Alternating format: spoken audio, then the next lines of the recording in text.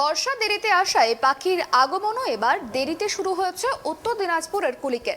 মূলত May June মাসে পাখি চলে আসে রায়গঞ্জের কুলিক পক্ষী নিবাসে, কিন্তু এবছর বৃষ্টি দেরিতে শুরু হওয়ায় পাখিদের আগমনে বিলম্ব হয়েছে বলে মনে করছেন বন, পরিবেশ ও পাখি প্রেমী মানুষজন। তবে পাখির আগমন দেরিতে হওয়ায় এবারে পাখির সংখ্যা কম হওয়ার আশঙ্কা পরিবেশ ও পাখি প্রেমীদের। যদিও এই পাখিদের জন্য পর্যাপ্ত পরিমাণ খাবার সহ অন্যান্য ব্যবস্থা বন দপ্তর থেকে করা হয়েছে, তবে পাখির পরিমাণ কম না বেশি তা বোঝা যাবে গণনার পরেই। শুরু হয়ে গেল পরিযায়ী পাখিদের গণনার কাজ।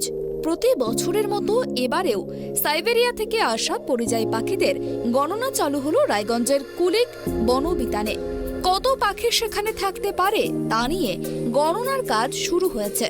শনি ও রবিবার দুদিনের এই পাখি গণনায় জেলার স্বেচ্ছাসেবী সংস্থাকে নিয়ে রায়গঞ্জ বন বিভাগ এই পাখি গণনার কাজ শুরু করেছে। মূলত গাছ পিছু পাখি গুনে মোট পাখি গণনা করা হবে বলে জানালেন রায়গঞ্জ কুলিক ফরেস্টের রেঞ্জার প্রমিকা লামা। আজকে মেনলি 9 তারিখ সেপ্টেম্বর, 10 তারিখ সেপ্টেম্বর 2023 আমার like every year bird census হয় সেপ্টেম্বর মাসে। তো এই সাল বি সেপ্টেম্বর মাসে হয়েছে আর মোটামুটি এই দিনটা হয়েছে 9 আর 10 তারিখে। প্রসেসটা আপনার এটাই আছে, ডাইরেক্ট সাইটিংয়ের থেকে প্রসেস তো আছে মেথডোলজি। তো ডাইরেক্ট অবজারভেশন করে ডাইরেক্ট সাইটিং করে আপনার ট্রি মার্কিং তো অলরেডি করাই আছে। তো ট্রি মার্কিং দিবে, তারপরে ওই ট্রি মার্কিংয়ে আপনার কত নেস্ট আছে ওই হিসাবে আর অবজারভেশন হিসাবে কোনটা পাখি আছে ওই হিসাবে কাউন্টিংটা চলবে।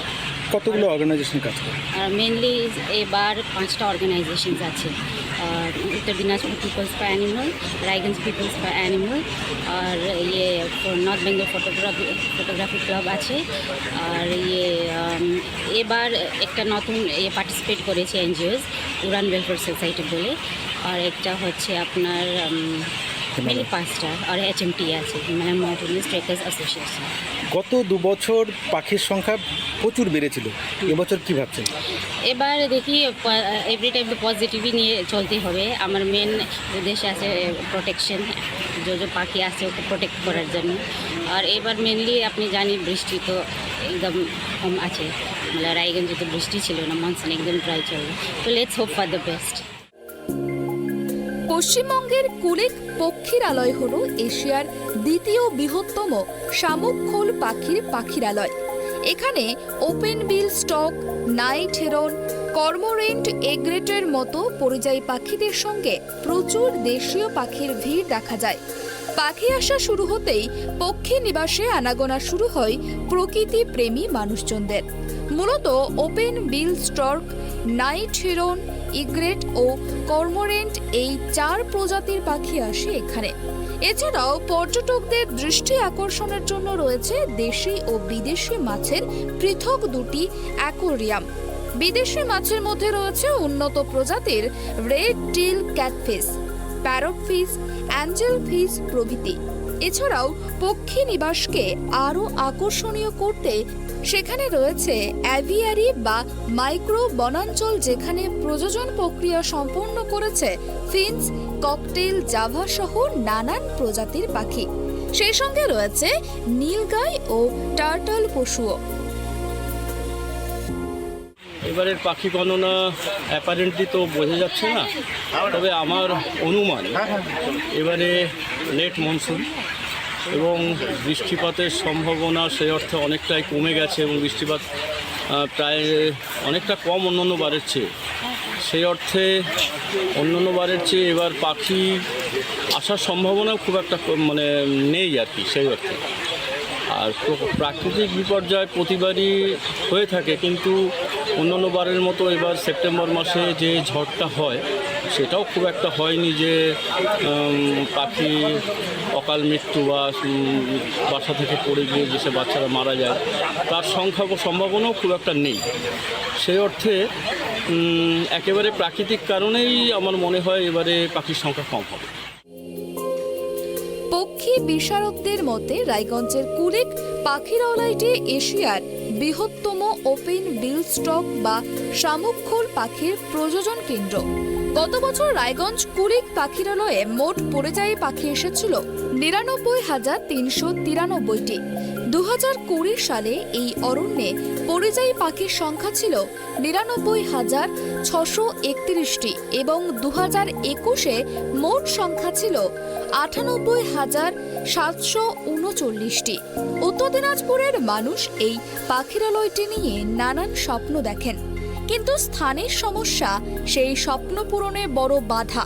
ফলে রায়গঞ্জ শহরে পুরো এলাকার বিভিন্ন বসতবাড়ির আম কাঁঠাল গাছগুলিতে আশ্রয় নেয় বহু পাখি। তাদের প্রজনন ও সন্তান প্রতিপালনে এগিয়ে আসেন সাধারণ মানুষ। তবে কুলিক পক্ষী নিবাস একটি আবেগের নাম, তাই পাখির সংখ্যা জানতে উদগ্রীব পুরো রায়গঞ্জে। বিগত কয়েক মাস ধরে কম বৃষ্টিপাতের কারণে এবছর পাখির সংখ্যা কমবে বলে আশঙ্কা প্রকাশ করছেন পাখি গণনায় অংশ নেওয়া স্বেচ্ছাসেবকরা। পাখি গণনা আজ এবং আগামীকাল দুদিন ধরে হবে। কি কি পাখি থাকে? সবচেয়ে বেশি যে পাখিটি থাকে সেটা হচ্ছে এশিয়ান ওপেন বিল স্টক, এছাড়াও নাইট হিরন থাকে। তারপর এই মুহূর্তে আমার নাম মনে পড়ছে না, তবে বেশ কিছু সংখ্যক পাখি পাওয়া যায়। কিভাবে পাখি গণনাটা হয়? এখানে ফরেস্টের ভিতরে প্রতিটি গাছে নাম্বারিং করা আছে এবং সেই গাছের নাম্বার ধরে ধরে সেই গাছে কটি করে বাসা রয়েছে সেই বাসাগুলোকে প্রথমে আমাদের গুনতে হয় এবং এই এক একটি বাসা থেকে 4টা করে পাখি ধরা হয়, যে মা বাবা আর দুটো সাপ। তারপর ফরেস্ট ডিপার্টমেন্টের লোকেরা বাকি হিসেবটি করে। মনে তো হচ্ছে পারতপক্ষে দেখে পাখির সংখ্যা কম, কিন্তু গণনা সম্পূর্ণভাবে শেষ হলে তবেই পুরো ব্যাপারটা বোঝাটা সম্ভব হবে। এখানে 2023-এর বার্ড সেন্সাস হচ্ছে, কুলিক ফরেস্টে আমরা এসেছি। আমরা এবার প্রথমবার এসেছি এই সেন্সাসের সাথে, আমরা এবার প্রথম যুক্ত হলাম। তো কাজটা করতে মনে হয় খুব ভালোই লাগবে, ইন্টারেস্টিং কাজ এটা। শুরু করি, দেখি। খুব ভালো লাগছে এসে, মানে এখানকার পরিবেশ, নতুন সবার সাথে পরিচয় হওয়া, এটা খুব আনন্দের ব্যাপার। আর খুব আনন্দের সাথেই আমরা এই কাজটা করব।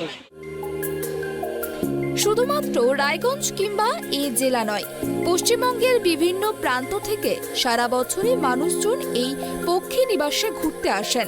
প্রকৃতির কোলে সবুজের আবহে বসে পাখিদের গতিবিধি অনুভব করতে ভালোবাসেন সকলেই। তবে পাখি আসার সময়সীমার মধ্যে ভিড় অনেকটাই বেশি হয়।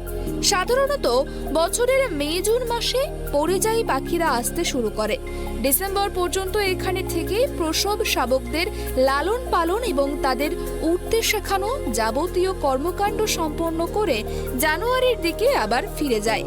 বন দপ্তরের দাবি, যেহেতু ইগ্রেট ও কর্মোরেন্ট নামক পরিযায়ী পাখিরা আগে অভয়ারণ্য ছেড়ে বেরিয়ে যায়, তাই এবছর সুদর্শনপুর দ্বারিকা প্রসাদ উচ্চ বিদ্যাচক্রের পড়ুয়াদের নিয়ে কিছুদিন আগেই পাখি গণনাও শুরু করা হয়েছে। তবে সামগ্রিকভাবে কম পাখির আগমনের কারণ হিসেবে খরা পরিস্থিতিকেই দায়ী করলেন বন আধিকারিকেরা। সীমান্ত Tudor report, Raiganj tribe TV.